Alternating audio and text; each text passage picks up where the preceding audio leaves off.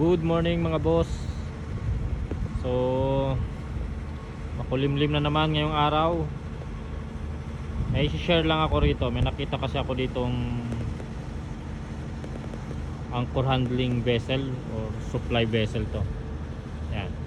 Isa siyang tag na malaki. Ayan, tag. So may napansin lang ako rito sa likod. Ayan, mapapansin nyo, meron siyang nakakonect na isang anchor. Maliit lang to. Malamang sariling angkla niya yan. So itong ganitong vessel, nagtatrabaho to ng anchor handling. So may mga capacity rin lang naman na kaya tong buhatin eh. Kasi ang mga anchor, iba-ibang klase rin yan eh. May mga malalaki, may mga maliliit. So depende sa type ng vessel saka sa operation. So ito mapapakita ko lang. Kung mapapansin nyo, may naka-connect sa kanya. Ayun. Yan, nasa likod oh. Na parang angkla. So yung sa likod nyan, may winch sila dyan sa likod.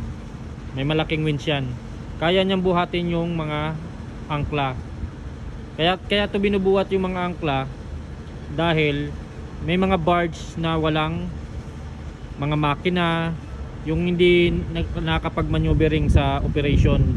So kailangan nila i-reposition yung mga anchor. May mga anchor pattern yan eh. Minsan may mga 8, 8 na angkla o 16 o 4 na angkla na naka-position. So itong ganitong vessel, sila yung magpo-position ng angkla ng barge. Sila yung mag-pick up tapos ipoposition na naman sa ibang location. Sa mga may mga ano yan, may mga designated position na binibigay ang isang malaking barge.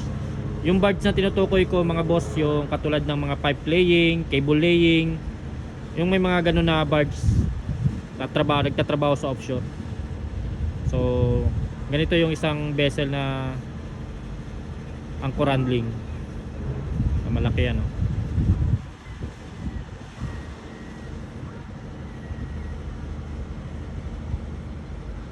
So yun lang. Ingat kayo dyan mga boss kung nasaan man kayo.